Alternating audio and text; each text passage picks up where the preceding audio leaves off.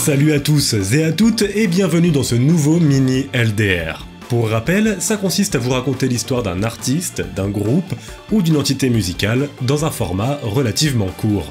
Si vous êtes nouveau sur la chaîne, il existe aussi les LDR qui sont des documentaires plus longs, les Mais c'est quoi en fait qui décortiquent et expliquent les différents genres musicaux, les pépites qui sont des recommandations musicales très courtes et les hors-séries qui traitent de sujets plus vastes. Dans tous les cas, merci à tous et à toutes d'être toujours plus nombreux et merci aussi pour vos doux retours que je lis avec attention. Bref, aujourd'hui j'aimerais vous parler d'un label mythique, dont l'existence tient presque du miracle et dont l'héritage est quasiment inégalable.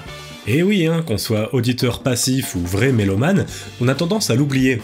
La musique est évidemment marquée par ses artistes, mais aussi et surtout par son industrie.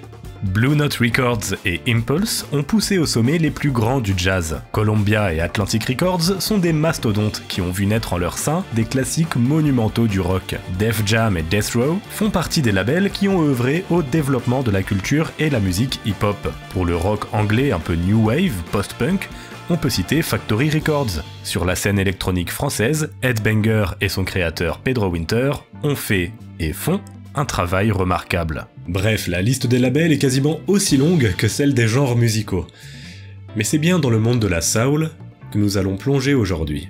Je ne sais pas si ma vidéo sur la soul est sortie, mais dans tous les cas, vous devez savoir qu'on doit beaucoup à ce dernier, qui est né du rhythm and blues et qui a énormément influencé la musique qu'on écoute encore aujourd'hui. Mais son existence résulte aussi d'un combat social, dans une société divisée par des questions de couleur, d'une compétition acharnée entre les différentes entités musicales, et d'une richesse impressionnante mais aussi vertigineuse des démarches artistiques, dans une époque en pleine floraison culturelle.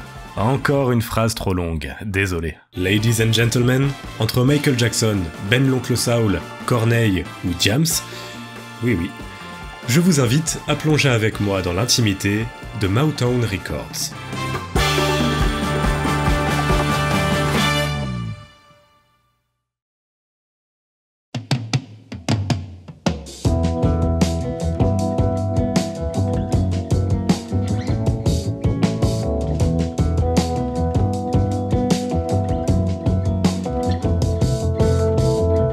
Berry Gordy Jr. est un jeune afro-américain de Détroit, tout ce qu'il y a de plus ordinaire. Enfin, presque. Septième d'une fratrie de 8 enfants, Berry est un garçon curieux, explorateur, qui, comme beaucoup, ne trouve guère sa place dans les salles de classe. À même pas 20 ans, après avoir lâché le système scolaire, il évolue en tant que boxeur professionnel en catégorie poids-plume, et son palmarès est déjà de 12 victoires pour 3 défaites. Cependant, l'oncle Sam a encore et toujours besoin de bras pour un nouvel affrontement. La guerre de Corée. Berry Gordy est alors enrôlé en 1951 et revient heureusement sain et sauf en 1953. De retour à Détroit, le jeune américain, désormais marié, choisit de développer son tympan. Intrigué par la musique depuis tout jeune, il commence à composer, à écrire et ouvre en parallèle un magasin de disques qui malheureusement ne fonctionnera pas. Détroit étant une ville dont les habitants ont d'autres préoccupations que d'acheter de nouveaux vinyles. Retour à la case départ. Berry se résigne et cherche alors un boulot d'ouvrier, comme tout le monde. J'avais ce rêve un peu fou de faire entrer un artiste par une porte et ressortir par une autre, transformé en star. Je voyais chaque jour des cadres de métaux arriver à l'usine et ressortir sous la forme de belles voitures. Je me suis dit, attendez une minute. Pourquoi je ne peux pas faire ça avec la musique ? La toile de ses relations le fait rencontrer un gérant de bar où les scènes ouvertes étaient légion. Et c'est là-bas qu'il rencontre Jackie Wilson, un autre boxeur de Détroit, lui aussi mélomane. Ça fait beaucoup de points communs. En 1957, Wilson enregistre sa première chanson. Et c'est Berry et sa sœur Gwen qui l'ont écrite, avec l'aide de Billy Davis, un autre compositeur et auteur de Détroit.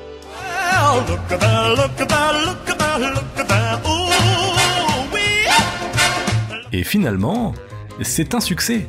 Modeste certes, mais un succès quand même. Cependant, au Royaume-Uni, c'est carrément un carton. Il finit dans le top 10 des charts. Berry, sa sœur Gwen et Billy Davis continuent alors de composer, d'écrire et de partager leurs créations avec Jackie Wilson. Ce dernier se fait de plus en plus reconnaître, et Berry sent alors le filon et réinvestit les profits de ses titres dans de nouvelles productions. C'est en 1959 que le leader des Miracles, Smokey Robinson, conseille à Berry de fonder sa propre maison de disques. pour créer un business stable. Un peu à court, il fait un sacré pari et demande à sa propre famille un emprunt de 800 $.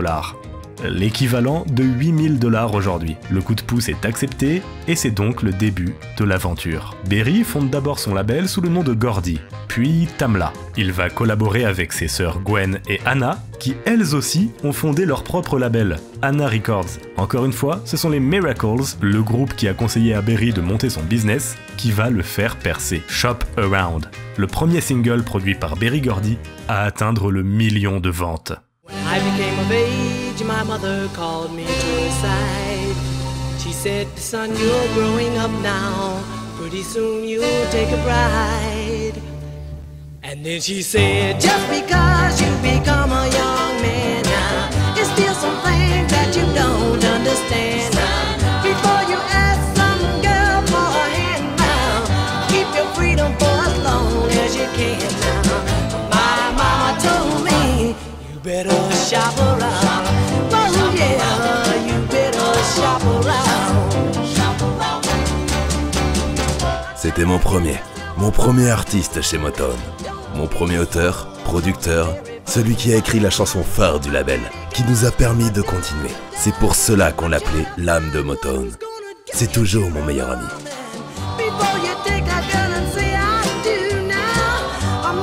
Et c'est aussi en 1960 que Tamla devient Motown Records. Et bien évidemment, le succès appelle le succès.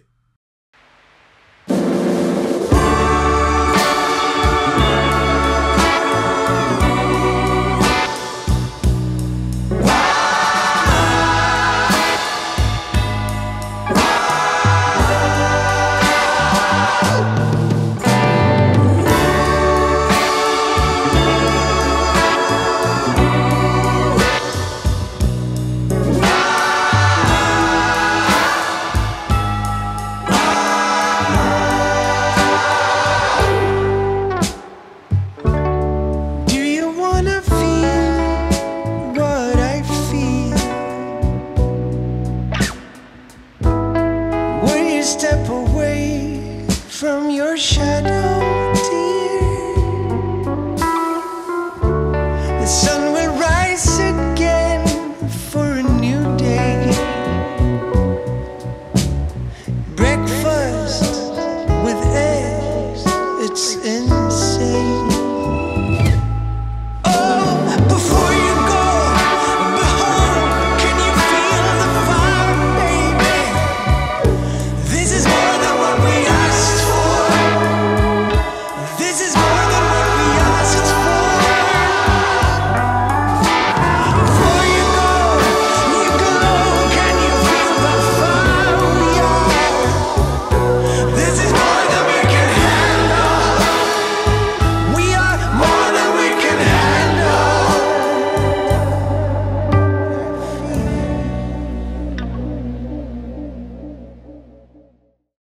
Berry Gordy et Motown deviennent légendaires. Ce fameux son Motown va traverser le temps et l'espace, et son écoute vaut finalement mieux que 1000 mots. Des carrières vont être lancées en pagaille, dont certaines qui vont littéralement changer le monde. Après 2 décennies de pure folie, Motown finit par perdre un petit peu de force, et c'est tout à fait normal, le goût des auditeurs notamment change un petit peu. Mais l'entreprise est tellement bien enracinée qu'elle ne risque pas de bouger de sitôt. Finalement, Berry Gordy vend le catalogue de Motown à EMI et Polygram pour des centaines de millions de dollars.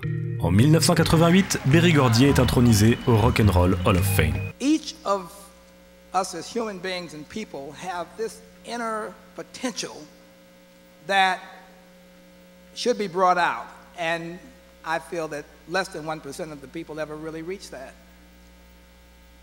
I am very fortunate that I am a part of a legacy that has given me the privilege of helping to bring out that dormant potential in others.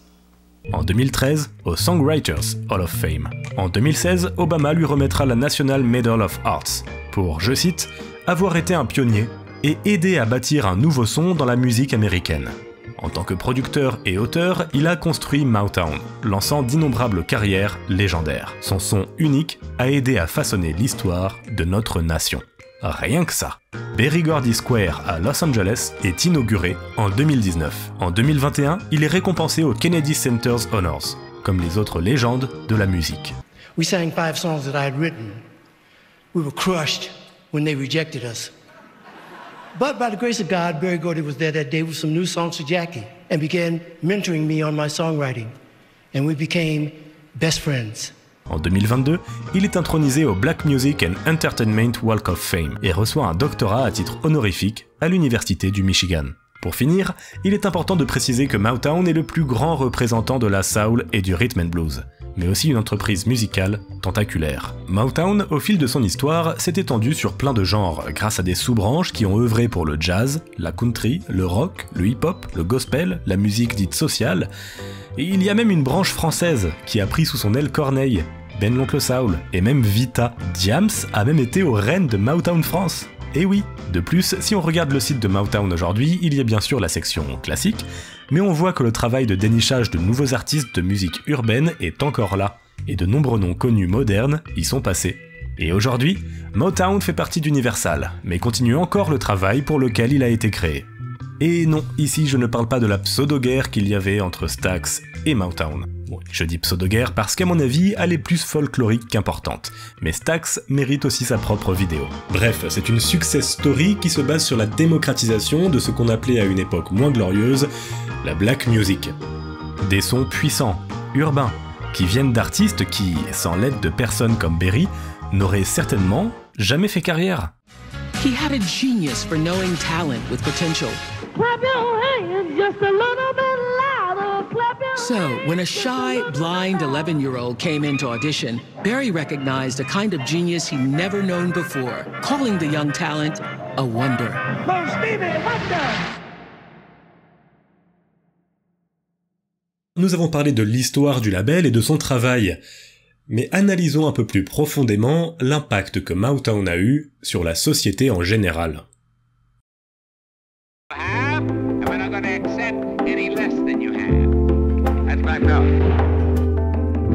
Je n'ai jamais voulu que Motown soit un porte-voix pour les droits civiques.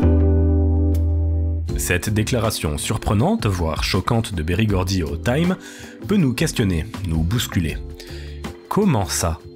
Lui qui s'est transformé de simple ouvrier de Détroit en producteur numéro 1 de la soul, en grand Manitou de la musique afro-américaine, offrant à des jeunes artistes devenus légendes des opportunités plus que rares dans cette Amérique presque hostile. En réalité, le vrai but, la vraie citation de Motown, ça a toujours été de faire le son de la jeune Amérique. Et ce credo est sujet à interprétation. Dans la première partie de cette vidéo, on peut voir la démarche de Berry comme totalement entrepreneuriale. Cette citation-là peut vouloir dire que Motown vise non seulement les noirs, mais aussi les blancs, et d'ailleurs, toutes les autres couleurs. Ce qui est intéressant dans l'histoire de Motown, c'est que ce dernier n'a pas été créé pour changer le monde. Mais il l'a tout de même fait, par sa simple existence et son succès. Et là, on rentre dans une partie de la vidéo qui est plus basée sur mon opinion, qui est basée sur mes recherches et sur mes lectures. Comme je vous le dis tout le temps, je ne suis qu'un gars qui aime la musique, l'histoire, qui lit des trucs et qui veut vous les partager. Mais je serais ravi d'avoir vos propres opinions dans les commentaires. Je trouve que l'expression qu'on entend souvent, qui est le meilleur moyen de bousculer le système c'est d'y entrer ou quelque chose comme ça, représente parfaitement pourquoi et comment Motown a changé l'Amérique et le monde. À l'image de Jimmy, Berry est entré dans le système et en a modifié les codes, sans même en avoir réellement conscience. Motown était un conte de fées qui se serait réalisé. L'écriture de chansons, c'était ce que j'aimais le plus, et j'ai tout fait pour protéger cet amour. Je n'aimais pas comment mes chansons étaient arrangées, alors je les arrangeais moi-même. Je n'aimais pas comment elles étaient produites, alors je les produisais. Je n'aimais pas comment mes royalties étaient distribuées, alors j'ai créé ma boîte de production. Puis je continue à produire, et Motown est né. Être au bon endroit au bon moment, c'est important. Mais l'atmosphère de Motown, c'était ça la clé. Ça permettait aux gens d'expérimenter créativement et ça leur donnait le courage de ne pas avoir peur de faire des erreurs. On aimait ça, le vivre ensemble, la camaraderie et la compétition loyale. Ça a aidé tout le monde à être bien stimulé et tout ça a été sublimé par l'amour et le respect que nous avions tous les uns envers les autres. Et le fun, à Motown, c'est super fun. Pour moi, tout est dit. Ça me rappelle une scène. Je pense qu'une personne peut faire la différence. Tout est dit. un lieu où tout le monde est bienvenu, de toutes les couleurs, dans lequel vous serez chouchouté, stimulé, et surtout, pas censuré. Alors attention, Berry Gordy était un vrai businessman, il pouvait se montrer sévère, voire rigide. Par exemple, il voulait que ses artistes soient bien habillés, maquillés, qu'ils répètent leur jeu de scène et leur attitude, justement pour plaire à tous les publics, noirs comme blancs, riches comme pauvres. Le but premier n'était pas de faire passer des messages, c'était avant tout un défi pour son créateur. Mais évidemment, quand un endroit aussi chaleureux ouvre dans cet espace glacial qu'était l'industrie musicale, des témoignages vont fleurir. Et l'un de ses plus importants sera bien sûr What's Going On de Marvin Gaye. War is not the answer, for only love can conquer hate. Un album délivrant un message exceptionnel d'amour universel, posant de vraies questions et offrant de belles réponses, peut-être utopistes, mais qui laisse place aux rêves. Je pourrais et ferai très certainement une vidéo complète sur cet album, tant il est légendaire. D'ailleurs, pour l'anecdote, Berry Gordy était au départ un peu frileux à l'idée que cet album sorte, car il était trop engagé. Mais il fut et brilla. I met Dr. King when he came, when he realized our music was helping him in his movement. This guy who I admired so much and who was doing so much and out there fighting was saying that I was bringing emotional integration to a lot of people, and I'm saying, oh my God. Pour ajouter un peu de nuance à mon propos, je suis obligé de dire que certaines personnes, certains combattants pour les droits civiques, ont critiqué Motown quand ce dernier a déménagé à Los Angeles en 1971. Cela a pu être vu comme un abandon, une fuite des responsabilités. On peut aussi analyser le succès commercial et politique de Motown par le prisme de sa musique. Franchement, qui n'aime pas la soul? Qui n'aime pas le rhythm and blues? Même si vous n'écoutez pas quotidiennement ce genre de musique, c'est bien un style qu'il est difficile, voire impossible de détester, non? Alors oui, ce son est un bonbon pour les oreilles. Et à mon avis, c'est déjà 80% du boulot qui est fait. Et le reste, ce sont les artistes, qui, s'ils sont bien entourés, vont pouvoir venir ajouter leurs nuances, leur identité, leur propre son à eux. Une idée commerciale, certes, mais aussi unificatrice. Un business travaillé, entouré de personnes compétentes, pour défendre cette idée. Une esthétique léchée et une identité marquée, qui accueille en son sein tous ceux qui veulent faire de la bonne musique, de la musique soul, celle qui guérit les plaies et rend l'âme plus légère. Et pour moi, tout ça, c'est ce qui fait la légende Motown.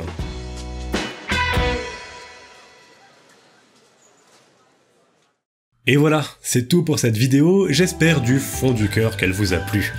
Comme je vous le disais tout à l'heure, merci beaucoup pour tous vos commentaires et vos interactions avec les publications, que ce soit sur Insta, sur YouTube, sur TikTok, ça me touche énormément. Vous savez que je me donne vraiment à fond pour faire vivre cette chaîne, qui existe grâce à vous. Alors comme d'habitude, n'hésitez pas à vous abonner, à partager la vidéo, c'est ce qui aide le plus, mais surtout, le plus important, je vous dis à la prochaine, dans l'intimité du rock.